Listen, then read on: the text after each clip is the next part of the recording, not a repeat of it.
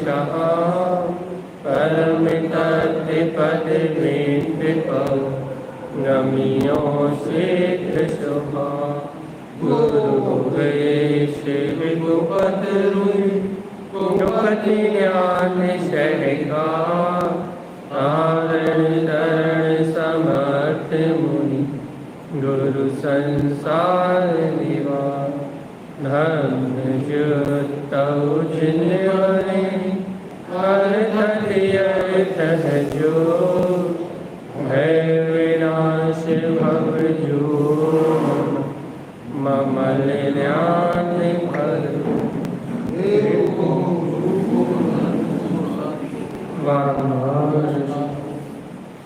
श्री उपदेशोत्तर सारग्रंथ जी मंगलाचरण अपानम श्रद्धापानम परिमपा विमल निमिलम स्वरूपम सिद्ध स्वरूपम पेक्षन्ति नमाम्यहं देवी देवस्य। बोलिए श्री उपदेशोत्तर सारजी ग्रंथाधिराज की जय। एक साथ मंत्रोच्चारण करेंगे। ओम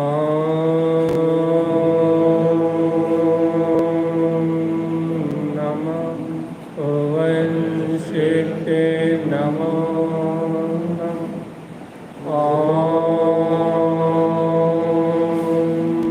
नमः वंशिते नमो नमः।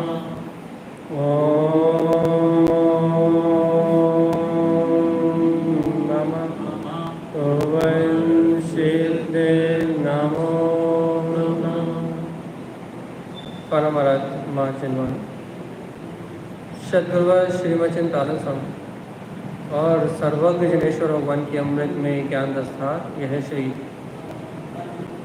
उपदेशोत्तर सारग्रंथ जी, जहाँ आचार्य श्रीमचिंतारण स्वामी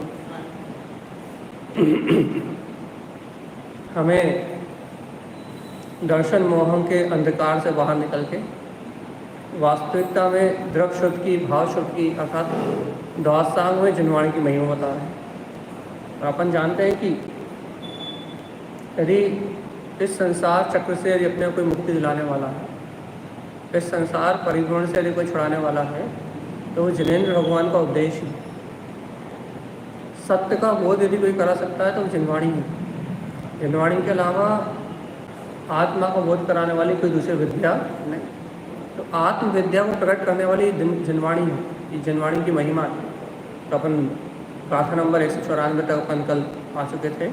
अपन ने पढ़ लिया था कि शाश्वत रूप संयुक्त संश्रुतम, अपने शाश्वत स्वभाव को जो झलका है वो जिनवाणी। जहाँ अनित्य असत्य जहाँ दिखाई दे वो आश्रुतम जाने है, वो जिनवाणी नहीं है, वो आश्रुत है। श्रुतम जिन उक्तम परम, श्रुत क्या है? जो जिनेंद्र भगवान के द्वारा कहा गया दर्शन मोहान अश्रुतम परिणाम। और दर्शन मोह से अंधा जीव आश्रुत में ही लगा रहता, अज्ञान भाव में ही लगा रहता।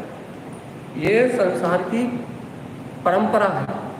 संसारी जीव ऐसे ही परिणमित हो रहे हैं।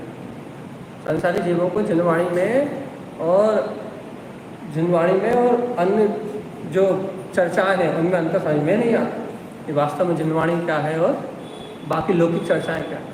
संसारी जीवों के इनमें अंतर समझ में नहीं आता, लेकिन अपने को आता है तो अपन अनुभव से स्वीकार करें। चलिए अपन गाथा नंबर पढ़ते हैं 195 बड़े भक्ति से भगवान से पढ़ेंगे। श्रुत्या श्रुतं नपेक्षति गुण दोषमे न विभोजये अंधम अंधम अंधसहावं दर्शन मोहन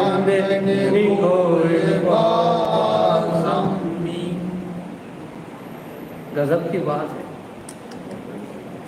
देखो क्या सिद्धांतों को अपने सिद्धांतों को अनुभव से देखें कि सर्व भगवान ने जिनेंद्र भगवान ने जो सिद्धांत दिए हैं, जिनवाणी में जो सिद्धांत है, यदि अपन उन सिद्धांतों को देखें तो गजब का स्वभाव समझ में आता है। देखो क्या क्या कह रहा था, श्रुतम अश्रुतम न पिक्षति। अब यदि कोई कहे तो भाई हम तो जिनवाणी को भी मानते हैं, हम तो गीता को भी मानते हैं, हम तो रामायण को भी मानते हैं, हम तो महाभारत को भी मानते हैं, हम तो सब मानते हैं ना, वो भी तो शास्त्र ही है, बाइबल भी शास्त्र है कि नहीं? सभी शास्त्र हैं, हम तो सभी मानते हैं, सबकी मानते हैं। जो अच्छी बात बताए उसी की मान लेते है कि नहीं? जो फायदे की बात बताए वही अच्छी है। तो अनादिकाल से जीव को क्या है, श्रुतम अश्रुतम न इच्छति। जीव को वास्तविक श्रुत ज्ञान या फिर वास्तविक में जिनवाणी और जो जिन भगवान के वचन है वो जो वस्तु स्वभाव दर्शाते हैं, वास्तव में जीव को जिनवाणी में और अन्य जीवों के कथन में कोई अंतर दिखाई नहीं। लोग कहते हैं सर्वज्ञ ने जो बताई है कोई बता सकता है। 3 लोक के ज्ञाता जिनके ज्ञान में लोकालोक झलक रहे हैं, जिनके ज्ञान में समस्त द्रव्य गुण पर्याय झलक रहे हैं, उनकी वाणी का नाम शुद्ध है। वो आत्मा को भव जीव को अपनी क्या बोलते हैं प्रभुता प्रकट करने में निमित्त है, वस्तु के यथार्थ स्वभाव को दर्शाने में निमित्त है। ये जो जनवाणी है वो अपने को वस्तु का स्वभाव झलकाने वाली है, द्रव्य का स्वभाव उसमें झलकता है। लेकिन जीव क्या कहता है, वे श्रुत और अश्रुत, मतलब जो जनवाणी नहीं है, जो यहाँ अपन सुनते हैं या यहाँ अपन पढ़ते हैं, तो कुशास्त्र हो अश्रुत हो, यहाँ वहाँ की चर्चा हो, जीव को श्रुत में और अश्रुत में नापेक्षति अंतर ही पहचान में नहीं आता। वो ये नहीं जानता कि सर्वज्ञ के वचन शाश्वत है, उनकी वाणी में जो आया है वो यथार्थ वस्तु का स्वभाव है। और यहाँ वहाँ अपन 2 फायदे की जो बात सुन रहे हैं, यदि अपने किसी ने कोई फायदे की 2 बात बता दी, यदि कोई शास्त्र में, कोई पुस्तक में, कोई किसी में कोई फायदे की 2 बात सुन ली, फायदे की 2 बात पढ़ ली, तो वो सर्वज्ञ के वचन नहीं है, वो लौकिक बात है। उससे परमार्थ का, जीव की मुक्ति का, आत्मज्ञान का कोई लेना देना नहीं है, वो सब लौकिक है। और जीव क्या कर रहा है कि जीव श्रुत ज्ञान में और अश्रुत में भेद नहीं जान रहा कि जनवाणी क्या है और अन्य क्या है। उसे ये विश्वास नहीं है कि सर्वज्ञ के वचनों को ग्रहण करके ही मुक्ति की प्राप्ति होगी, और यहाँ वहाँ की विकल्पों में लगे रहेंगे तो 3 काल में आत्मा की मुक्ति हो सकती नहीं। वो श्रुत में और अश्रुत में अंतर नहीं जानते। वो श्रुत और अश्रुत में अंतर न जानने के कारण से वो क्या करता है कि अज्ञान को ही पहचानता है, अज्ञान को पहचानता रहता। ये क्या है, संसार की अनंत काल से संसारी जीव की आदत है। अनादि काल से यही आदत है, जब तक ये आदत बनी रहेगी जब तक जीव अनंत काल तक संसार में भटकता रहे। तो देखो, शुद्धम अशुद्धम न पेक्षति। अब शुद्ध और अशुद्ध के भेद को पहचानता हूँ। देखो आगे का, गुण दोषम न विभूजे अंधम। अंधा किसे कहा गया? अंधा किसे बोलो? जो गुण दोषों को नहीं जानता। गुण दोषम न विभूजे अंधम, जिसे गुणों में और दोषों में अंतर दिखाई नहीं देते कि राग आदि दोष क्या है। जैसे अपने कोई अपने राग की पूर्ति करे तो अपने को वही अच्छा लगता है, कोई अपने मान कसाई की पूर्ति करे, अपनी बड़ाई करे, अपने को वही अच्छा लगता है। तो संसारी जीव क्या है कि गुणों और दोषों में अंतर नहीं जानता, कि वास्तव में गुण जो आत्म आश्रय से प्रकटते हैं, जिनवाणी को श्रवण करने से जो गुण प्रकटते हैं, वो वीतरागता, अनंत ज्ञान, अनंत दर्शन, अनंत सुख, अनंत वीर, वो मेरी आत्मा के गुण है। सम्यक दर्शन, सम्यक ज्ञान, सम्यक चरित्र, वो मेरी आत्मा के गुण है। और अन्य मत को पढ़ने से या अन्य किसी की बात सुनने से जो अंतर में प्रकट होता है वो राग है,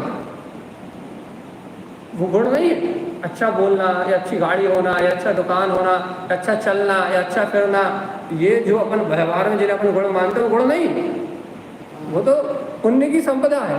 मान लो किसी ने अपने को 2 बात अच्छी बताई और हम यदि वैसे आचरण करने लगे, हम क्या मान लेते हैं, भैया हम में तो बहुत गुण है, हम तो कितना अच्छा बोलते हैं। जैसे हमें अच्छा बोलना आता तो हम अच्छा बोलते हैं, तो हम कितना अच्छा बोलते हैं।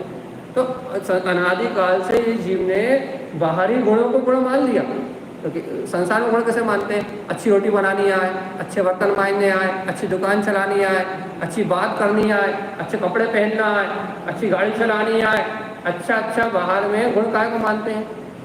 जो बाहरी जो बाहरी व्यवहार है इसको ही संसारी जीव गुण मानते हैं। अज्ञानिक जीव क्या कहता है भैया?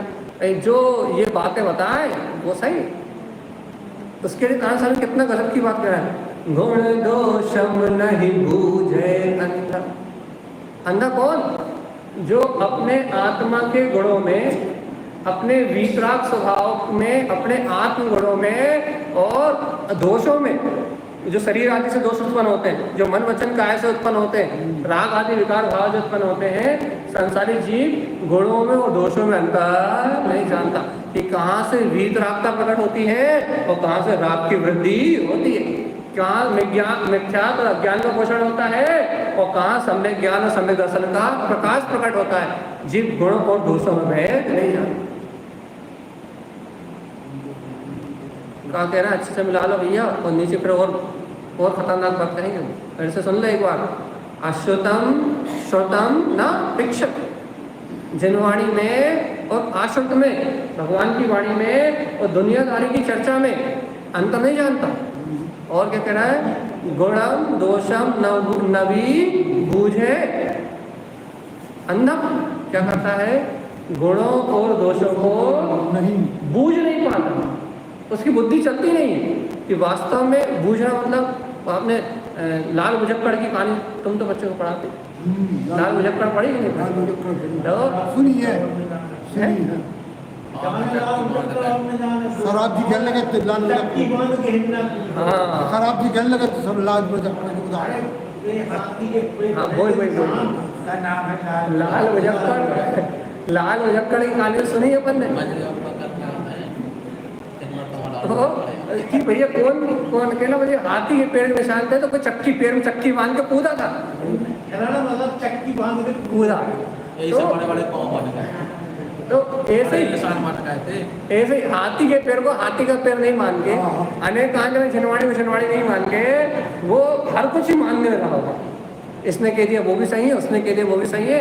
गुणों और दोषों को बूझने में सामर्थ्य नहीं, क्योंकि जनवाणी यथार्थ वस्तु का स्वभाव बताती है, तत्व का स्वभाव बताती है। लेकिन जीव क्या कर रहा भैया? अपनी अपनी कल्पनाओं में, अपनी अपनी मान्यताओं में उसे मानने में, उसे समझ में नहीं आता कि सही क्या गलत क्या। और देखो आगे, अंधम अंध सहारो दर्शन मोहन निगोए वासमी। कितनी गजब की बात है कि जो देखो अन्य जो जीव है, जो जिन भगवान के वचनों को नहीं जानते, जो अपने अंतर में चैतन्य को नहीं जानते, वो तो अंधे हैं। और अंधम अंध सहावम, अंधों का स्वभाव तो अंधा ही होता। जो मिथ्यात्व से परिपूर्ण है, जो अज्ञान से परिपूर्ण है, जो संसारी जीव मिथ्यात्व और अज्ञान से परिपूर्ण है, तारा समय कह रहा है वो तो अंधम, अंधे हैं। और उनका स्वभाव तो अंध स्वभाव, अंधों का स्वभाव तो अंधा ही होता है। उन्हें कितनी तथ्य की बात बताओ, उन्हें कितने भेद ज्ञान की बात बताओ, उन्हें कितने बताओ कि जिन वाणी के अलावा और कोई आश्रय नहीं है, भगवान की वाणी के अलावा कोई उपाय नहीं है। लेकिन अंधे जीवों का स्वभाव तो अंधा ही होता है, उन्हें ये बात समझ में आने वाली। अंधे जीव अंधों का ही संग करते हैं। अब बात बताओ, यदि आप जनवाणी की बात सुनाओ, तत्व की बात सुनाओ, तो आपके साथ 4-5 लोग खड़े मिलेंगे। और यदि बी कथा करो, नीचे रोड पे मीटिंग करो अच्छी पार्टी की, तो फिर भीड़ लग जाएगी। तो आप देखो ना, अंधे जीवों का स्वभाव तो अंधा ही होता है।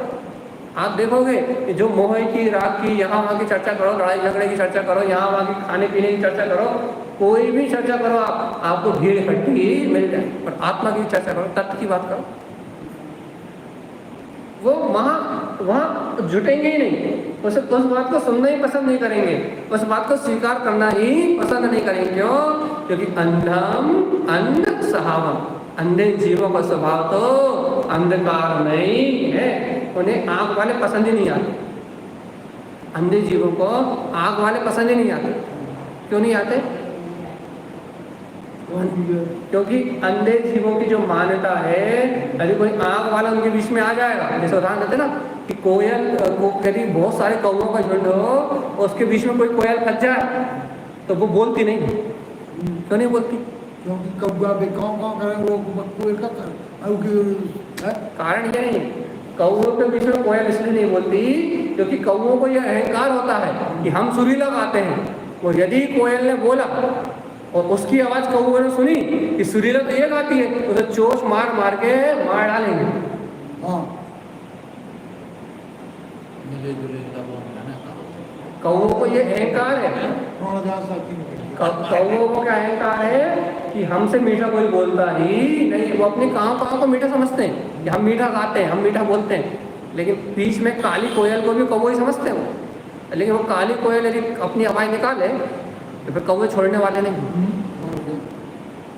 ऐसे ही ये संसार में जो अंधे जीव है ना, आंखों से अंधे, जो इंद्रिय विषयों की पूर्ति में लगे हुए हैं, पाप विषय में लगे हुए हैं, संसार की भौतिक सुख सुविधाओं में लगे हुए हैं, और सब जगह धर्म मानते हैं, सब भगवान को मानते हैं, सब देवताओं को मानते हैं, जिन्हें वीतरागी भगवंतों में और जिनवाणी में वही जिनवाणी में और बाहर की कथाओं में कोई अंतर दिखाई नहीं देता। रामायण भी एक लगती है और राम का वीतरागी राम का चारित्र भी एक लगता है, दोनों को मिला जुला मानते हैं। ऐसे अंधम अंध सहा, वे अंधे जीव हैं और उनका स्वभाव ही अंधकार में है। अंधे को अंधा ही माने, अंधे को क्या रास्ता दिखाएगा? और एक अंधे के बीच में कोई आंख वाला आ जाए तो फिर उसे जीने नहीं देंगे। वो कहेंगे अरे ये बड़ा है ज्ञानी, ये बड़ा आया पंडित, ये बड़ा है बताने वाला, फिर वो जीने नहीं देंगे। इसलिए जनवाणी में उपदेश आया है कि भक्त जीव को उपदेश ये आता, भीड़ को नहीं दिया। भीड़ को उपदेश दोगे तो कोई मतलब नहीं है। तो क्या कह रहा है? अंधम अंध सहा, वो अंधों का स्वभाव तो अंधकार में ही है। दर्शन मोहान गोए वासामी, और इस प्रकार से गुण दोष को ना जानने से, जिनवाणी में और आश्रम में अंतर ना पहचानने से, अंधकार में जीवन होने के कारण से वह दर्शन मोह से अंधे जीव सारे के सारे निगोद में ही वास करते हैं। वो उनकी होनहारी है, वो उनका स्वभाव ही है, वो उनकी स्वाभाविक व्यक्ति है। जैसे में अक्षर होता है ना, इतनी आत्मा की बात करते हैं अपन, इतने वस्तु स्वरूप की बात करते हैं, अपन लोगों को समझाते हैं कि मंदिर आओ, जिनवाणी सुनो, स्वाध्याय करो, इन लोगों को समझ में क्यों नहीं आती? इतना बोलते हैं अपन बार बार, भैया स्वाध्याय करो, जिनवाणी पढ़ो, जिनेन भगवान की बात को स्वीकार करो, लोगों को समझ में क्यों नहीं आती? लोग इकट्ठे क्यों नहीं होते? तो कारण ये है अंधम अंध सहा, वो अपने मोह अंधकार में अंधे हैं, वो अपने मिथ्यात्व की मानता में अंधे हैं, और अंधे का स्वभाव तो अंधकार में है। और ये अंधा दर्शन मोह से अंधा जीव निगोए वासामी, इनकी गति निश्चित है, इन्हें वापस हेड ऑफिस में निगोद में जाना है। अब जिस जीव को वापस निगोद में जाना है उसे ये बात समझ में कैसे आएगी? वो कैसे हो? उसे यहाँ कैसे बिठाओगे? उसे ये बात समझ में कैसे आएगी? वो इस बात को अनुभव कैसे करेगा? अरे जिनेन भगवान ने क्या कहा है, जिनवाणी में क्या कहा है, वो गुणों और दोषों में अंतर कैसे जानेगा? गुण और दोषों का भेद, सत्य असत्य का भेद वो कैसे जानेगा? जो अंधा हो, आंख वाला हो तो उसे भेद दिखाई दे। अब जब मन की आंखें अंधी हो, श्रद्धा ही सच्चे देव गुरु धर्म पे ना हो, तो फिर वो अंधा कैसे पहचानेगा? देखो एक गाथा और पढ़ते हैं, एक गाथा और देखो क्या कहना चाहता है नारायण स्वामी, फिर अपनी ये बात सिद्ध होगी। ये जो ऊपर वाली गाथा कह रहे हैं वो नीचे वाली दो गाथाएं पढ़ेंगे जब सिद्ध होगी। देखो क्या कह रहे हैं, दर्शन अनंत दर्शन सूक्ष्म काम दर्शन दीनंतनंतम दर्शन मोहान का दर्शनाम। देखो सबकी बात ऊपर कहा था, गुण दोष न भी बूझे। देखो ये बात आई है। देखो गुण क्या है, दर्शन का स्वभाव क्या है, दर्शन अनंत दर्शन। आत्मा कैसा है, आत्मा तो अनंत दर्शन में स्वभाव वाला है। हमने आपको उदाहरण दिया उस दिन कि आंख से आप एक वस्तु को देख रहे हो तो अनंत भी झलक सकता है, और संकुचित मानता है तो थोड़ा भी झलक सकता है। झलकता तो अनंत ही है, लेकिन हमारी मानता उसे संकुचित कर देती है। उदाहरण दिया था ना, वही बात यहाँ, दर्शन अनंत दर्शन। आत्मा का जो दर्शन में स्वभाव है वो तो अनंत दर्शन में है। आत्मा के पास तो इस समय इतनी सामर्थ्य है कि वो इस समय एक समय में 3 लोगों के पर पदार्थों को झलकाए और अपने अतीन्द्रिय आनंद में लीन रहे। आत्मा में तो इतनी कैपेसिटी है अभी इस समय हमारी आत्मा में अनंत दर्शन में अनंत दर्शन की शक्ति विद्यमान है। इस समय हमारी आत्मा इतनी शक्ति है कि हमारी आत्मा अनंत का दर्शन कर सकती है। तो पावरवृत्ति ये गुण है आत्मा का। ये आत्मा कैसा है? दर्शन अनंत दर्शन। लेकिन मिलेगा कैसे? सूक्ष्म दर्शे कम विलयन्ति।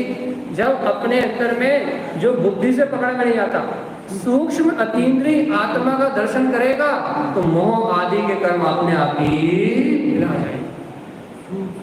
सूक्ष्म स्थूल नहीं। आंखों से देखने वालों को सब पकड़ लेते हैं, कानों से सुनाई देने वालों को सब पकड़ लेते हैं। ठंडी गर्मी भूख प्यास खट्टे मीठे चिलपरे का अनुभव तो सबको हो जाता है। स्थूल का दर्शन नहीं, स्थूल का अनुभव नहीं, रूपी पदार्थों का अनुभव नहीं। सूक्ष्म दर्शी, सूक्ष्म दर्शी से जो दिखाई दे वो नहीं। एक वो आप वो लेके आ जाओ कहीं सूक्ष्म दर्शी, वो नहीं। सूक्ष्म दर्शी भी पुद्गल परमाणु को दिखाएगा, रूपी को दिखाएगा। सूक्ष्म दर्शन, सूक्ष्म मतलब अतीन्द्रिय। सूक्ष्म मतलब जिसे मन बुद्धि और इंद्रियों से गमा नहीं जा सकता, जो सर्वज्ञ द्वारा कहा गया है, जो मेरा चैतन्य में वीतराग स्वभाव है वो है सूक्ष्म। वो अतीन्द्रिय आत्मा है सूक्ष्म। जो इस समय मेरे देह देवालय में ध्रुव तत्व विराजमान है वो है सूक्ष्म। जब गुण दोष न पिच्छन्ति का मतलब क्या है कि जीव, देखो बहुत अच्छी बात, गुण दोष नहीं पिच्छन्ति का क्या मतलब है? गुण दोषी नवी बूझे का क्या मतलब क्या है? अंधा गुणों और दोषों को नहीं जानता। तो क्या गुणों और दोषों को नहीं जानता कि अंधा क्या करता है? पुद्गल के गुणों को तो गिनता है, जैसे स्पर्श रस, अच्छा खाना, अच्छे गुण, मीठा बनना चाहिए अच्छा, नमकीन बनना चाहिए अच्छा, सुगंध आनी चाहिए अच्छी, दिखना चाहिए अच्छे, बोलना चाहिए अच्छे, चलना चाहिए अच्छे, लौकिक गुणों को तो गिनता है। लेकिन ये समझ सूक्ष्म दर्शी जो आत्मा के सूक्ष्म गुण हैं, जो स्थूल नहीं है। ये बाहर के जो गुण हैं वो स्थूल है। अच्छा दिखना, अच्छा बोलना, अच्छा खाना, अच्छा पीना, अच्छा चलना, अच्छा बैठना, अच्छा उठना, ये स्थूल गुणों को तो पकड़ता है। लेकिन सूक्ष्म दर्शी जो आत्मा के सूक्ष्म गुण है क्या है? अनंत दर्शन, अनंत ज्ञान, अनंत सुख, अनंत वीर। जो अनंत सूक्ष्म गुण अभी इस का समय इस काल में मेरी आत्मा में विराजमान है, उन सूक्ष्म गुणों को अपने अंदर में नहीं देखना, उन्हें नहीं देखता। तो क्या वो गुणों में और दोषों में भेद नहीं जानता? वो नहीं जानता ये सुंदर दिखना ये गुण नहीं, ये दोष है। ये अच्छा मीठा मीठा बोलना ये गुण नहीं, दोष है। राग भरे शब्द बोलना ये गुण नहीं, ये दोष है। अच्छा खाना दोष है, ये आत्मा अनाहारी है। अच्छा चलना दोष है, क्योंकि आत्मा गमन करता ही नहीं है पुद्गल रूप। अब भैया आप कहोगे कि हमसे क्या सात्विक भोजन छुड़वाओगे का? जीव में क्रियावती शक्ति तो है, जीव में अपनी क्रियावती शक्ति है। कब तक? जीव के अपने गुणों में अपने गुणों को परिणमन होने की क्रियावती शक्ति है। जब तक जीव के आत्म प्रदेशों में सकंपना है, जब तक हलन चलन है, जब तक तो संसार है। जिस दिन जीव के प्रदेश अवस्थित हो जाएंगे तो एक समय में ऊर्ध्वगमन करते हुए सिद्ध शिला में प्रदेश अवस्थित रहेंगे, उनमें सकंपना होना, हलन चलन होना बंद हो जाएगा। जब तक हलन चलन है, जब तक स्पंदन है, अपन क्या कहते हैं उसे, जब तक आत्म प्रदेशों में सकंपना है तब तक ही कर्मों का आश्रव है। और जिस दिन ये आत्मा आत्म प्रदेश स्थिर हो जाएंगे उस दिन ये ऊर्ध्वगमन करके एक समय में लोक के अग्रभाग में जाके और अवस्थित हो जाएगा। फिर आत्म प्रदेश में सकंपना गमनागमन होने वाला नहीं, फिर आत्मा में गमन करता है। नहीं कैसे मान लो हम लोग घर से मंदिर आए तो शरीर आया और शरीर के साथ आत्मा भी आई, कर्म अवस्था अवस्था तो है, तो शरीर अपनी शक्ति से आया और आत्मा अपनी शक्ति से। बिल्कुल सही। दोनों में आत्मा में जो अभिगमन सब करने की शक्ति है वो कौन से क्या बोलते हैं, कौन से द्रव्य का उपकार है? धर्म द्रव्य का उपकार है।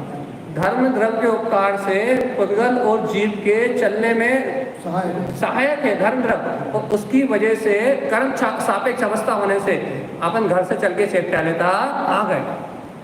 ये पुद्गल अपनी क्रियावती शक्ति से आया और जीव अपनी क्रियावती शक्ति से आया, लेकिन लेकिन लेकिन लेकिन जीव का ये गमन करने रूप स्वभाव नहीं है। तुम घर से यहाँ तक आए, ये जीव का स्वभाव नहीं, जब शरीर छोड़ा जब सीधे ऊपर जा, ये स्वभाव विभाव है, कर्म के कारण हुआ। यही बात तो सिद्ध कर रहा है कि जीव वहां से चल के यहाँ तक आया। यदि सिद्ध भगवान होते तो चल के आते क्या? शरीर नहीं है तो यही तो कह रहा है। तो तुम सुंदर दिख रहा है, सुंदर खा रहा है, अच्छा पहन रहा है, अच्छा हो रहा है, अच्छे जो काम कर रहे हो, जिसे आप और हम गुण मान रहे हैं, वो गुण नहीं, वो गोबर है। भैया बिना शरीर की आत्मा जब जाता है बस सीधी तो जाता है, एकदम बिल्कुल सीधी, फिर कच्छ नहीं होने, एक समय में वो यहाँ वहाँ नहीं जाता, कुछ नहीं होगा। फिर ऋजु गति से एक समय में ऊपर नॉन स्टॉप, एक समय में। सोचो एक समय की गणना कितनी, 1 सेकंड का अनंत प्रभाव। अब 1 सेकंड पकड़ने में तो दिमाग खराब हो जाता। अब 1 सेकंड का अनंत प्रभाव पकड़ो। तो यहाँ अपन ये बात, अपनी बात यही चल रही है कि अपन गुण मान रहे हैं, अपना मान रहे हैं कि चल हम रहे हैं, फिर हम रहे हैं, बोल हम रहे हैं, सुंदर हम दिख रहे हैं, अच्छे काम हम कर रहे हैं। तो अपन इन गुणों को मान के, अरे बात बताओ, अच्छा आप खुद बताओ, अपने जीवन में खुद बताओ, अपने अनुभव से बताना। आप और हम अपने जीवन में यदि गुणों को प्राप्त करने की बात करते हैं तो क्या गुणों को प्राप्त करने की बात करते हैं? अरे भैया जी जैसे कपड़े पहनते वैसे हम भी पहनने लगे तो कितना अच्छा लगे। भैया जी जैसा भोजन करते हैं वैसा भोजन हम भी करने लगे तो कितना अच्छा लगे। हमें भी गुणों को प्राप्त करने की बात करते हैं तो भी शारीरिक गुण है कि नहीं, इनके जैसे बन जाए तो कितना अच्छा लगे। यदि हम गुणों की प्राप्ति करने की बात भी करते हैं तो हम लौकिक गुणों को, स्थूल गुणों को प्राप्त करने की बात करते हैं। क्या कभी सूक्ष्म आत्मा गुणों को प्राप्त करने की बात करते हैं? अब इनके जैसा खाने लगे, इनके जैसा पहनने लगे, इनके जैसा चलने लगे, इनके जैसा बोलने लगे, इनके जैसा सारा काम करने लगे। जब भी हम बात करते हैं तो सिर्फ स्थूल गुणों की प्राप्ति की बात करते हैं, इनके जैसा भोजन बनाने लगे। जैसे क्रियावती शक्ति आप कह रहे विभाव रूप वर्णवन में, जब 4 घातीय और 4 अघातीय कर्म 6 हो गए और बची का निखालस आत्मा, निखालस आत्मा में जो विभाव कहाँ से आ? निखालिस आत्मा में कहाँ? एक समय के राज, जब निखालस कब है भाई? जब 4 घातीय और अघातीय कर्म 6 हो गए, शुद्ध प्योर आत्मा बची। प्योर आत्मा जो मध्य लोक से उर्ध्वगमन तक करी तो वो विभाव शक्ति से वही क्या स्वभाव शक्ति से, अब कहाँ, अब आप कह रहे क्रियावती शक्ति विभाव शक्ति क्या कर सकती है? हाँ, हमने ये नहीं कहा जो घर से आप यहाँ तक आए वो क्रियावती शक्ति विभाव शक्ति। हम क्या रहते हैं ऐसे, हाँ मोक्ष गए तो बागी तो विभाव शक्ति के कारण नहीं नहीं नहीं नहीं वो एक मिनट वो गई कैसे वो एक मिनट शरीर के साथ में आए। एक मिनट रुक जाओ, एक मिनट। वो जो कह रहे हैं उसका सवाल का जवाब हम दे रहे हैं कि वो जो है वो आत्मा अपने प्रयोजन में अवस्थित होने के कारण वो आत्मा का ऊर्ध्वगामी स्वभाव है, तो लोकाग में जाके एक बार स्थित हो गई उसके बाद क्या गमन कर रहे? उसका मतलब नहीं है एक आप हम अपनी कह रहे, मान लो हम में 1000 गुण है लेकिन एक अवगुण है, तो एक अवगुण काउंट हुई है ना हुई होगा, तो कहाँ करता है आप काउंट? क्रिया जो यदि मान लो ऐसा ही होता कि क्रियावती शक्ति विभाव रूप है और जो अपने शरीर कपूर के वहां पे गवा उड़ गो, तो अब जब निखालिस आत्मा बची तो फिर विभाव को कौन सा रोल है? कहाँ विभाव? तो कई कैसे है? तो अरे क्रिया इसलिए 7 राजू चली गई, 7 राजू कोई छोटी एक समय में ऊर्ध्वगामी स्वभाव बहुत नहीं हमें समझे ऊर्ध्वगामी स्वभाव अरंडी के बीच ऊर्ध्वगामी स्वभाव हो जाए तो कभी भगवान थोड़ी हो जाए। 50 चीजें तुम भी है ऊर्ध्वगामी स्वभाव से पानी में तैरत रहते तो उनसे क्या मतलब निकला? लेकिन जो एक समय के इलाज है, आप यदि वो कह रहे हैं कि क्रियावती शक्ति विभाव है, तो जब पूरी तरीके से शुद्ध हो गई तो ऊपर गई तो कहाँ विभाव करेगा? अरे भगवान आत्मा, आपने हमारी बात को लिया ही नहीं। हमने कौन सी क्रियावती शक्ति को विभाव कहा? जो आप घर से यहाँ तक आए, अरे आए तो वो भी काय से आए? उदगल अपनी क्रियावती शक्ति से आए, आत्मा अपनी और क्रियावती शक्ति से आए। ईगो तुमने विभाव में गिन लो, और जो ये जैसे शुद्ध को इलाज है उसको विभाव में नहीं गिन रहे। अच्छा बताओ, तो मतलब ये जो घर से यहाँ तक आने की जो परिणति हुई वो क्रियावती शक्ति हुई, जो क्रियावती शक्ति है वो स्वभाव है। क्रियावती शक्ति स्वभाव होता है जब तो मैंने 4 गति 84 लाख योनि में अपनी योग्यता से गमन कर रहा हूँ, विभाव के कारण थोड़ी कर रहा हूँ। यदि जीव के पास विभाव परिणाम नहीं हो, यदि विभाव परिणति नहीं हो, तो क्या वो 4 गति 84 लाख योनि में गमन कर सकता है? सत्ता में गमन कर सकता नहीं, हम भी तो प्रत्यक्ष कर रहे हैं। आप कहाँ से चल रहा? विभाव में यदि आप विभाव शक्ति के हो तो जब विभाव शक्ति कब कही जा रही है? जब कर्म सापेक्ष दशा में जब कर्म का कर्ता मान रहा है तो विभाव हो सकती है। कर्ता नहीं मान रहा, क्या जो भी सम्यक दृष्टि है, जैसे मान लो केवल ज्ञानी है, वे पूरे संसार में घूमत रहे, महावीर स्वामी है, हाँ। 30 साल तक ऐसा होता घूमत रहे, तो वे कहाँ से घूमत? केवल ज्ञानी परमात्मा जो गमन करते हैं, तो उनका जो शरीर का गमन हो रहा है वो पुद्गल की क्रियावती शक्ति से, हाँ। और जो उनकी आत्मा का गमन हो रहा है वो उनकी क्रियावती शक्ति से। लेकिन काय से? घातीय कर्मों के नाश होने के बाद अघातीय कर्मों के उदय से उनका गमन हो रहा है। जो तो आप निमित्त वो कथन कर रहे हैं। नियम नंबर 1, स्वभाव के लिए किसी कर्तव्य की आवश्यकता नहीं होती, बिल्कुल सही है ना? तो अब उनके लाए आप कह रहे नहीं वो कर्म तो हमारा भी तो कर्म के कारण हमें दे आ गए, माने आपको क्या वो जो है, तो ऐसा नहीं है, क्योंकि जैसे स्वभाव यदि न करते एक द्रव्य दूसरे द्रव्य को करता हो। नहीं, हमने यहाँ देखो, हमने यहाँ क्या सिद्ध किया? हमने ये सिद्ध किया है, ये गमन स्वभाव की बात चल रही थी कि तो इन्होंने क्या, हमारी क्या सिद्धि है कि जब तक जीव के प्रदेशों में गमन हो रहा है, मतलब क्रियावती शक्ति उसका नाम दे दिया, गमन करना इन्होंने कहा जीव का स्वभाव है। जो गमन हो रहा है, जो चल रहा है, जो फिर रहा है, ये आपने कहा कि ये जीव का स्वभाव है। तो ये गमन करना, यदि जीव का स्वभाव है तो कौन सा गमन की बात कर रहे हैं? जो आत्म प्रदेशों में स्पंद, आत्म प्रदेशों में जो सकंपना हो रहा है, क्या ये गमन करना जीव का स्वभाव है क्या? कि जैसे अभी अपन यहाँ बैठे हैं तो हमारे पूरे आत्मा के प्रदेश ऐसे राउंड रूप घूम रहे हैं, अभी विभाव जो स्पंदन हो रहा है, आप अभी यहाँ बैठे हो तो आपके पूरे आत्मा का प्रदेश ऐसे ऐसे घूम रहा है। लेकिन जब मुक्त अवस्था में जीव जाता है तो इस प्रकार से जो आत्मा के प्रदेशों में सकंपना है वो अवस्था खत्म, क्योंकि उसके प्रदेश अवस्थित है। अब फिर समझो, क्रियावती शक्ति केवल जो नहीं बताता है कि गमनागमन हो, रुकवो भी क्रियावती शक्ति में शामिल है। बस वही सुनो तो पूरी बात। अब आपने कहा कि गमन कर लो, सकंपना है। क्रियावती शक्ति में एक ही काम नहीं है कि अकेले गमन करें, क्रियावती शक्ति में जो भी शामिल है तो वो स्थिर भी रहे।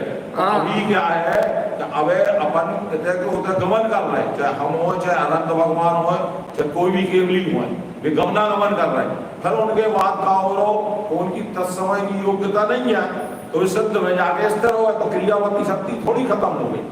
नहीं, जीव की क्रियावती शक्ति खत्म नहीं हो रही, ये की तो चर्चा चल रही है। जीव की क्रियावती शक्ति से हम घर से हृदय तक आए और क्रियावती शक्ति से हम हृदय से सिद्ध तक गए। आपने उसे जीव की क्रियावती शक्ति से घटा लिया, ठीक है, लेकिन हमारा कहने का जो अभिप्राय है, हम जो यहाँ बात कह रहे थे कि वर्तमान में जो आप और हम जो गुण मान रहे हैं, जो हम अपने आत्म प्रदेशों में सकंपना के कारण से जो हम गुण मान रहे हैं, जो हम क्या कहते हैं हलन चलन की बात चल रही है कि जो हम हलन चलन को अपना गुण मान के बैठे हैं, और हलन चलन के कारण से हमारे कर्मकांड हो रहा है, हलन चलन के कारण से हमारे संसार में परिभ्रमण चल रहा है, और ये अवस्था जब तक है, जब तक ये दोष है, हम ये नहीं कह रहे कि जीव के अंदर से उसकी क्रियावती शक्ति कभी खत्म होगी, और ये भी नहीं कह रहे कि सिद्धों में क्रियावती शक्ति नहीं है। हमने क्रियावती शक्ति को क्या कहा था कि आप जो जान रहा है ज्ञान गुणों का वो उसकी क्रियावती शक्ति है, जो देख रहा है दर्शन गुण वो उसकी क्रियावती शक्ति है, और जीव के प्रत्येक गुण में अपनी स्वयं की क्रियावती शक्ति है। स्थिर होना या फिर ऊर्ध्वगमन करना, ये सब जो परिणमन चल रहा है, तो हर गुण की अपनी क्रियावती शक्ति है। एक गुण में नहीं, आत्मा के समस्त अनंत गुण हैं, वो अपनी अपनी जो क्रिया कर रहा है, जो उनका स्वभाव है वो उनकी क्रियावती शक्ति है। जैसे ज्ञान अनंत ज्ञान रूप जान रहा है, दर्शन अनंत दर्शन रूप देख रहा है, ये अपने आत्मा की क्रियावती शक्ति है। क्रियावती शक्ति है नहीं कि चल रहा हो, फिर रहा हो, उठ रहा हो, बैठ रहा हो, हर गुण की क्रिया अपनी अपनी स्वतंत्र है। लेकिन हम यहाँ जो बात कह रहे थे वो बात हम समझाने में शायद नहीं समझा पाए। हम वो बात ये कह रहे थे कि हम घर से आ रहे हैं, अच्छे चल के आ रहे हैं तो हम उसे गुण मान रहे हैं, हम अच्छा पहन के आ रहे हैं तो हम उसे गुण मान रहे हैं, हम अच्छे दिख रहे हैं तो हम उसे गुण मान रहे हैं। हमारा गुण मानने की जो परंपरा है, हम जो गुण मान रहे हैं वो स्थूल को मान रहे हैं, हम उस सूक्ष्म का विचार नहीं कर पा रहे। वो सूक्ष्म जो आत्मा है, जो अतीन्द्रिय आत्मा है, हम उस सूक्ष्म तक की दृष्टि नहीं रख पा रहे। वो सूक्ष्म हमारी दृष्टि में नहीं आ रहा। क्या सूक्ष्म अपनी दृष्टि में नहीं आ रहा कि जीव आत्मा तुम्हारा स्वभाव तो क्या है, दर्शन अनंत दर्शन। तुम देखते कितना हो, तुम आंखों से जो देखते हो गुण कि ये कितना अच्छा है, तुम उसे गुण मानते हो, यार ये कितना सुंदर दिख रहा है। लेकिन जीव आत्मा तुम्हारा दर्शन तो इतना है कि तुम इस समय अनंत अनंत को देख सकते हो, तुम उसे गुण नहीं मान रहे। मतलब हम अपनी पूर्ण सामर्थ्य को छोड़ के, हम अपनी पूर्ण शक्ति को छोड़ के, हम जो वर्तमान पर्याय में, स्थूल पर्याय में जो गुण दिखाई दे रहा है ना, जो वर्तमान पर्याय में जो स्थूलता दिखाई दे रही है ना, हम उसको गुण मान के बैठे। और ये बात यहाँ तारण स्वामी कह रहे थे, गुण दोषम नभी बूझे अंधम। जो अंधा है वो आत्मा के सूक्ष्म गुणों को और स्थूल पर्याय के गुणों को, उन दोनों में अंतर नहीं जानता। क्यों? क्योंकि पर्याय में जो प्रकट हो रहा है विभाव परिणति से, वो दोष है। चलना फिरना, उठना बैठना, आपका अच्छा दिखना, अच्छा बोलना, कहले ये सब दोष है। आप कहो भैया जिनवाणी भी तो बोल रही है, कहले अच्छा भगवान भी तो बोल रहा है, तो बुराई है गुरु जी, जो देख रहे हो वो तो बुराई है। वो बात अलग है कि पर के निमित्त से देख रहे सो दोष हो जाते, तो बात बुराई है। बात तो यही चल रही है, भगवान आत्मा दोष, आप दोष को गुण मान रहे हो। यही तो हम कह रहे हैं कि आप जो राग रूप देख रहे हो उसे देखना मान रहे हो, ये गुण नहीं, ये दोष है। आप जो हरा देख रहे हो, काला देख रहे हो, नीला देख रहे हो, पीला देख रहे हो, गुलाबी देख रहे हो, ये जो स्कंदों का जो विभाव रूप परिणाम देख रहे हो, ये राग से देख रहे हो कि नहीं देख रहे हो, और इसे गुण मान रहे कि नहीं मान रहे। हम जाननहार देखनहार को दोष थोड़ी कह रहा है। जाननहार जो जान रहा है, जो निर्दोष होकर जान रहा है, जो निर्दोष होकर देख रहा है, वो दोष रूप थोड़ी ना। दोनों बात तो कह रहे हैं ना, गुण और दोष।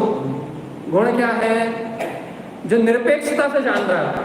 जैसे आप यहाँ बैठे हो और अभी ये जान रहे हो कि ये जो बोला जा रहा है, जो बात चल रही है, वो एक समय की पर्याय है, परिणमन है, तो हम इसे दोष थोड़ी कह रहे हैं। लेकिन आप अभी यहीं बैठ के ये देख रहे हो कि ये भैया जी कितना अच्छा बोल रहा है, ये दोष। और यही बात ये चल रही है कि जीव गुण दोषम नहीं बूझे, कि जीव उस सूक्ष्म को नहीं पकड़ना चाह रहा ना। उसकी दृष्टि कहाँ है? उसकी दृष्टि कहाँ है? उसकी दृष्टि स्थूल के परिणाम में है। और आचार्य क्या कह रहा है? दर्शन्ति नंतनंतम। इस बात को पकड़ो ना, क्या कह रहा है कि दर्शन्ति नंतनंतम। अच्छा ही बताओ, अभी आंखों से हम देख रहे हैं, यदि हम इस देखने को यदि सत्य मान लें कि मैं ही देखता हूँ, तो क्या देखता हूँ भैया? क्या देखता हूँ? बेरी कितनी सुंदर, मैं ही देखता हूँ। यदि मैं इस देखने को ही सत्य मान लूं, स्थूल रूप जो दिखाई दे रहा है, यदि मैं इस देखने को ही सत्य मान लूं, तो दर्शन्ति अनंतानंतम, फिर ये कहाँ आ जाएगा? यदि तुम ये देखते हो तो फिर वो अनंतानंत जो लोक को देखने की शक्ति है, वो क्या देखती है? तो क्या भैया बिना जीव के ये बेरी को देख सकते हैं क्या? हाँ, क्या हम बिना जीव आत्मा के हम इस बेटी को देख सकते हैं क्या? यदि हमारे अंतर में जीव आत्मा नहीं होती तो ये बेटी दिख सकती थी क्या? हमें नहीं दिख सकती थी।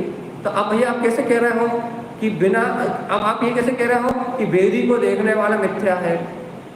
तुम उसे बेरी देख रहे हो, यही मिथ्या है ना भगवान जी। कि बेरी एक समय की पर्याय है, वो मात्र एक पुद्गल द्रव्य है, बस वो मात्र है, पदार्थ है, पुद्गल द्रव्य, ये नहीं है। हाँ है, के ये नहीं है।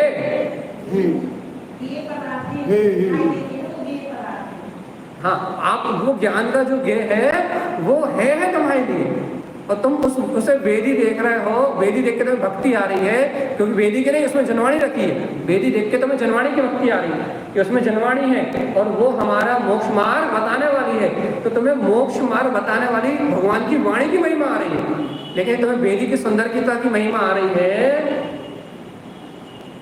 तो दोनों बात, एक तो वेदी की सुंदरता की महिमा आ रही है, तो भैया वो राग भाव की वृद्धि है, और एक तुम्हें जनवाणी के प्रति राग आ रहा है कि नहीं ये मेरा कल्याण करने वाली है, तो वो राग तुम्हारे लिए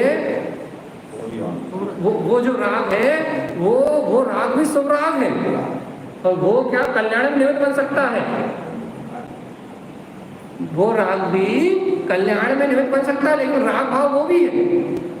लेकिन भैया यदि वीत रागता की बात कर रहे हो तो सही बात क्या है, दर्शांति नंदा नंद,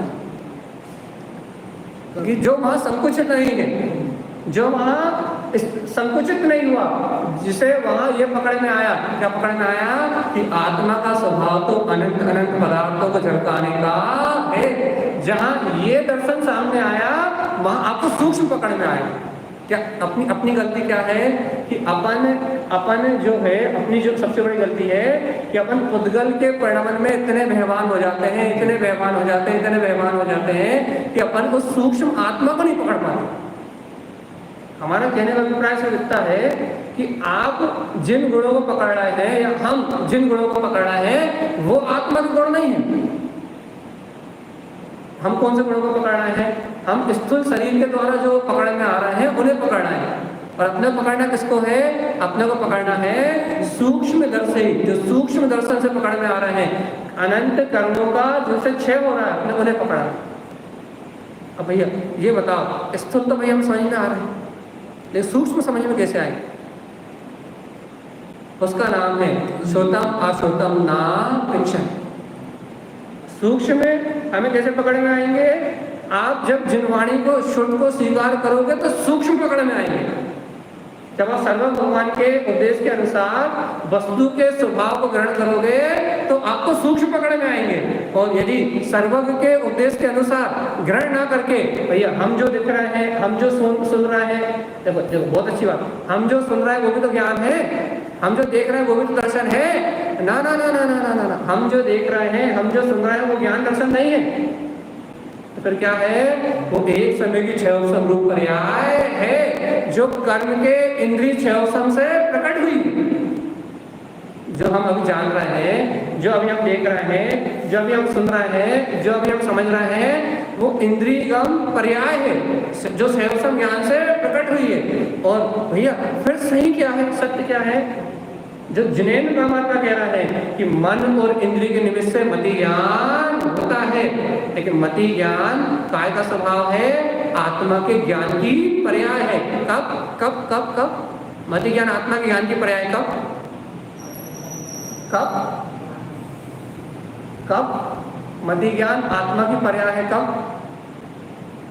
मति ज्ञान ज्ञान की पर्याय है? कब? जब कुमति कुशुद्ध रूप ना हो, वो ज्ञान रूप हो कि मैं तो ज्ञायक आत्मा ही हूँ। जब वो पदार्थ का यथार्थ स्वभाव धारणा में ले तो मति ज्ञान ज्ञान की निर्मल पर्याय है, और नहीं तो फिर कुमति कुशुद्ध अभी ये ज्ञान की पर्याय तो है, ज्ञान उपयोग के भेद में तो है, लेकिन ये आत्मा का लक्षण बस। बात इतनी सी है कि हमें क्या सिद्ध करना है? श्रोतम अश्रोतम नापेक्षण, कि जो जिनवाणी से स्वीकार होता है वो आंखों से और इंद्रियों से गमने में नहीं आता, और जो आंखों से इंद्रियों से गमने में आता है वो अपना स्वभाव नहीं होता। इतनी सी बात पकड़ना। देखो अगली गाथा, दर्शन, देखो इस गाथा में क्लियर हो जाएगा शायद। दर्शन अरूपम दर्शन दर्शे मोक्षे मागस दर्शन ममन सहावम दर्शन मोहन समल दर्शन ही। दर्शन अरूप रूपम, काय का दर्शन भैया? देखो दर्शन किसे कहते हैं? आपकी और हमारी बात यहाँ क्लियर हो गई कि अपन दर्शन कहाँ पाएंगे? दर्शन अरूप रूप, जो अरूपी को देखता है, जहां अरूपी दिखाई दे। अपन आप और हम जो देख रहे हैं वो पूरा रूपी पदार्थ का गमनागमन है, या पूरा रूपी पदार्थ का परिणमन है, या पूरी रूपी व्यवस्था है। जो कर्म सापेक्ष हमें सहयोग मिला है वो पूरी रूपी व्यवस्था है। लेकिन दर्शन का सही स्वभाव क्या है? दर्शन अरूप रूप। दर्शन वो स्वीकार करता है, सम्यक दर्शन या सच्चा दर्शन वो स्वीकार करता है जो इन स्थूल आंखों से दिखाई नहीं देगा। अरूप, जो अरूपी है, जो जिनेन्द्र भगवान द्वारा कहा गया है, उसको देखने वाला दर्शन है। और दर्शन क्या है? दर्शन दर्शे मोक्ष मार्ग। दर्शन क्या है? जिसमें दर्शन हो काय का? मोक्ष मार्ग, जहां अपना मुक्त आत्मा दिखाई दे, कर्म बंधनों के सापेक्ष नहीं, कर्म बंधनों के निरपेक्ष। दर्शन दर्शे मोक्ष मार्ग। अपन कहते हैं ना कि सम्यक दर्शन के बिना मोक्ष मार्ग का दर्शन होने वाला नहीं। दर्शन क्या है? जो मोक्ष मार्ग को दर्शाए। दर्शन ममल सहा। स्वामी कह रहा है, ए जीवात्मा, कहाँ कर्म कलंकों में आत्मा को देख रहे हो? कहाँ कर्म सापेक्ष दशा में आत्मा को देख रहे हो? यदि तुम स्वीकार करना चाहते हो तो करो। दर्शन ममल सहाव। स्वीकार करो ना, मेरा आत्मा तो ममले ममल स्वभाव वाला ही है। मेरे आत्मा में मल पिंड कर्म रूप अवस्था है ही नहीं। ये दर्शन करना है, ऐसे ममल स्वभाव का दर्शन करो ना। क्यों? क्योंकि दर्शन मोहान समल दर्शन। क्योंकि दर्शन मोहन से अंदर जीव क्या करता है? कर्मबल पर्याय को ही अपना देखता। अब इसे अपने उदाहरण से समझाते हैं, जैसे समझ में आता है शायद अपने को, कि जैसे कि इस कमरे में इस बल्ब का प्रकाश हो रहा है कि नहीं हो रहा? तो इस बल्ब के प्रकाश में आपको क्या दिख रहा है? यहाँ जितना कुछ भी भरा हुआ है वो सब दिख रहा है। ये जितना रूपी पदार्थ सब दिख रहा है कि नहीं दिख रहा? अब आप ये बताओ, इस बल्ब के उजाले में आपको हमें सब कुछ सब दिख रहा है, लेकिन ये बल्ब का प्रकाश है कितना? इस बल्ब के प्रकाश को माप तो कितना है? अब तुम कह दो 10 वाट का है या 20 वाट का है या 25 वाट का है, वो बात अलग है, लेकिन बल्ब का प्रकाश कितना है? अनंत। इस हॉल की अपेक्षा से जिस प्रकाश में आप अनंत पदार्थों को देख रहे हो वो प्रकाश अनंत है। क्यों अनंत है? क्योंकि बल्ब इन अनंत पदार्थों को देखने के बाद ये नहीं कह रहा, ये प्रकाश ये नहीं कह रहा कि ये चटाई लाल है या ये सफेद है, कि अमित भैया यहाँ बैठना चाहिए या भूपेन भैया यहाँ नहीं बैठना चाहिए। ये अनंत बल्ब का प्रकाश निरपेक्ष भाव से समस्त पदार्थों को प्रकाशित करने के कारण से ये बल्ब ऐसा नहीं कह रहा कि मैं काली वस्तु को नहीं झलकाऊंगा या गोरी वस्तु को झलकाऊंगा।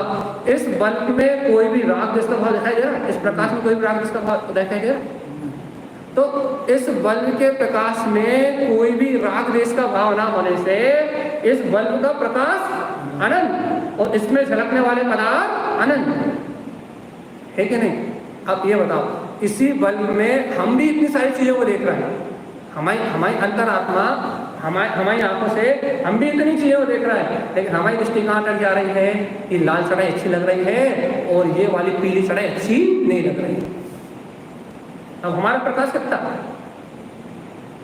या ये अच्छे हैं या ये बुरे हैं? या ये हमारी बात मानते हैं और ये हमारी बात नहीं मानते? अब हमारा प्रकाश कितना?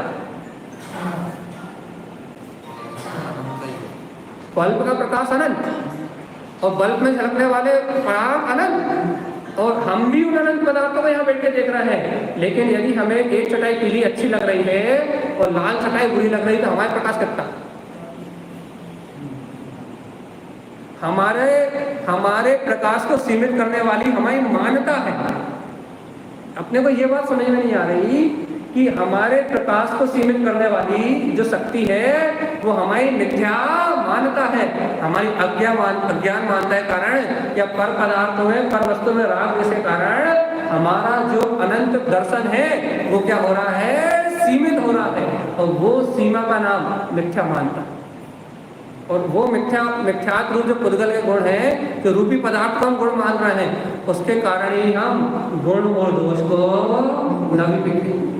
गुण और दोष के अंतर को न भी बूझे। अंधा जो है, दर्शन मोह से जो अंधा है, जिसकी मिथ्या मानता है, वो गुण और दोष को बूझ नहीं पाता। एक और उदाहरण अब समझना तो अच्छे समझ लेते हैं। क्या जैसा अपन कांच में, दर्पण में प्रतिबिंबित करने की शक्ति है कि नहीं? दर्पण में प्रतिबिंबित करने की शक्ति है।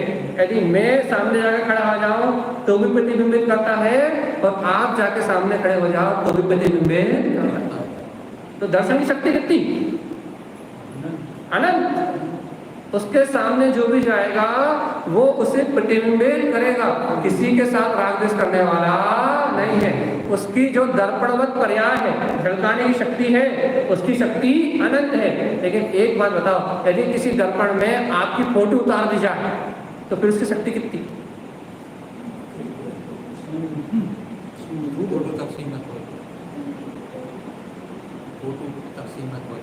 उसकी जो धारणा है, यदि उसने धारण कर लिया, उस दर्पण के ने ये धारण कर लिया कि ये व्यक्ति सबसे सुंदर है और मैं इसे अपने अंदर में बसा लेता हूँ। यदि उस दर्पण में एक बढ़िया सी मूर्त बसा दी जाए तो उस दर्पण की शक्ति कितनी? अब जो सूरत को पसंद करता है बस वो ही उस सूरत की तरफ देखेगा, बाकी लोग दर्पण के सामने आने वाले नहीं। अब वो दर्पण अनंत को झलकाने की सामर्थ्य रहे थे। क्यों? क्योंकि मिथ्या मान्यता के कारण से, अपनी अज्ञान बुद्धि के कारण से, गुण और दोष को ना बूझने के कारण से उसने एक पर्याय को अपना माना और उस पर्याय को अपने अंदर में बसा लिया। तो अब उसकी शक्ति खत्म। यही अपना दोष है, यही अंधा वाली बात है। क्या कि अपन इन पुद्गल के अनंत गुणों को देख रहे हैं। काय को देख रहे हैं? पुद्गल रूपी पदार्थों के अनंत गुणों को देख रहे हैं, लेकिन अपने को अरूपी स्वभाव आत्मा दिखाई नहीं। अच्छा, एक होता एक दर्पण के सामने एक बर्फ की सिल्ली लाकर रख दो तो दर्पण को कितनी ठंडी लगेगी? और दर्पण के सामने दूर यदि एक अग्नि की शिखा जला दो ऊंची लपारों वाली, उसे गर्मी कितनी लगेगी? तो कितना कहेगा कि इस गर्म की शिला को बाहर निकालो, या वो कितना कहेगा भाई आप कहोगे वो तो अचेतन है ना, उसे ठंडी लगेगी ना गर्मी लगेगी। क्यों? क्योंकि उसका जो स्वभाव है वो उसके पास है। पुद्गल का स्वभाव पुद्गल में, पुद्गल को ना ठंड लगती ना गर्मी लगती है कि नहीं? सीधा तर्क है आपके पास। अब आप ये बताओ भैया, एक बात बता, आपको और हमें ठंडी गर्मी लगती है, लगती कि नहीं लगती? लगती कि नहीं लगती ठंडी गर्मी? तो अब आप ये बताओ, पुद्गल का स्वभाव ठंडी गर्मी लगने का है क्या? आपने नहीं है। आपने देखा दर्पण को ठंडी और गर्मी नहीं लगती। तो क्या आत्मा का स्वभाव ठंडी और गर्मी लगने का है क्या? तो आत्मा को ठंडी गर्मी क्यों लगती? शरीर को अच्छा, शरीर तो पुद्गल का स्वभाव है।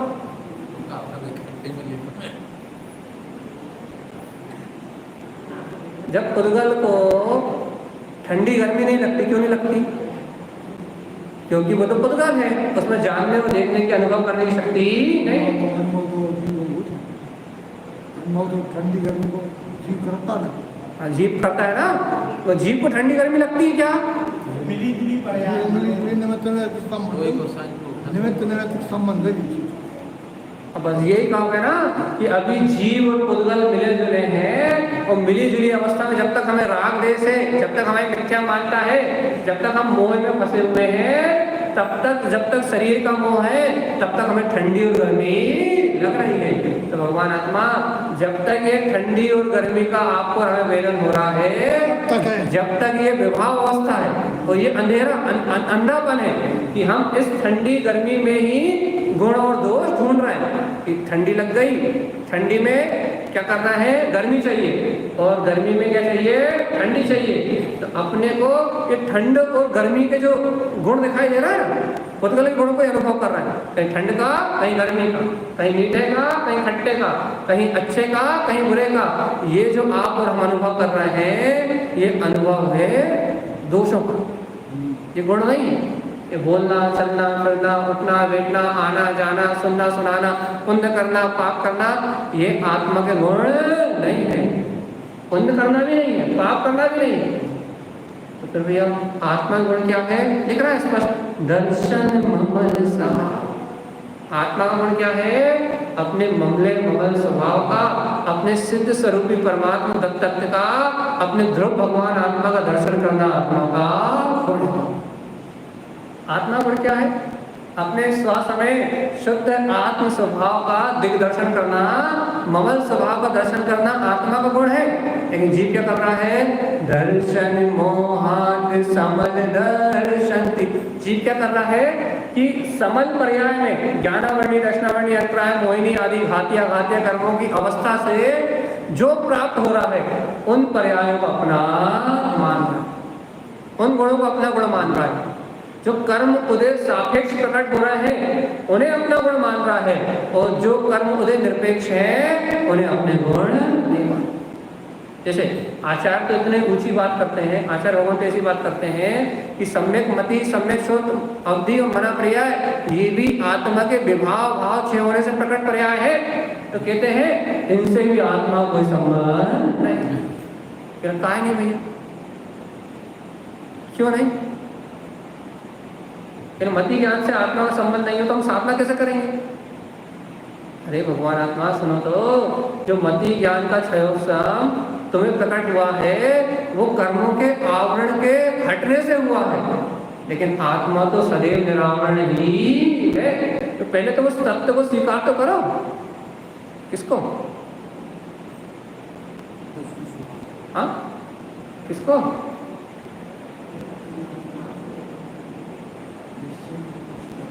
जो अनंत ज्ञानमय है, तुम उस ज्ञायक आत्मा को स्वीकार तो करो। जब तुम उस ज्ञायक आत्मा को स्वीकार करोगे तो अपना ज्ञायक आत्मा तो अनंत ज्ञानमयी है, उसमें ज्ञान का कभी अभाव होता नहीं। तो कर्म सापेक्ष जितनी पर्याय है वो आएंगी और जाएंगी, वो अनित्यता की अपेक्षा से है, और आत्मा का जो दो प्रकार स्वभाव है वो नित्यता की अपेक्षा से है। तो आप नित्य को तो स्वीकार करो तो संसार का परिभ्रमण मिलाएगा, और नित्य को स्वीकार नहीं करोगे तो संसार परिभ्रमण का अंत होने वाला हो गया। समय जाओ। तो क्या करना है कि अपने को अपने स्वभाव की स्वीकारता तो है। जब तक वो स्वीकारता नहीं आएगी तब तक अपने को अंतरात्मा का अनुभव होने में ठीक ही नहीं। तो यहाँ गुण और दोषों को न जानने का इतना अभिप्राय है। आखिरी बार गाथा नंबर 195 वापिस, श्रोतम अश्रोतम न पृच्छति। इसका अभिप्राय इतना है कि जिनवाणी में जो कहा है अरूपी तत्व अनंत गुणों में आत्मा, वो शुद्ध से स्वीकार हो सकता है, लेकिन जीव क्या कर रहा है, श्रोतम न शुद्ध अशुद्ध न पृच्छति। जिनवाणी में और यहाँ वहां के कथन में अंतर नहीं जाता। और फिर कहा गुण दोषम नभी बूझे अन्नम। मोह में अंधा होने के कारण से, राग में अंधा होने के कारण से आत्मा के गुण और जो पर्याय के दोष हैं उनमें अंतर नहीं जाता। अंधम अंध सहावम। इसलिए भैया मोह में अंधा ये जीव अंधे स्वभाव वाला ही है। और क्या करेगा, दर्शन मोहान निगोरे वासामी। दर्शन मोह से अंधा होके निगोर में ही जाएगा। ऐसा गुरुदेव का उपदेश है। अपन इस जिनवाणी के मर्म को समझे और अपने कल्याण का मार्ग बनाए। बोलिए आचार्य सतगुरु संत कारण जय नमोस्तुते।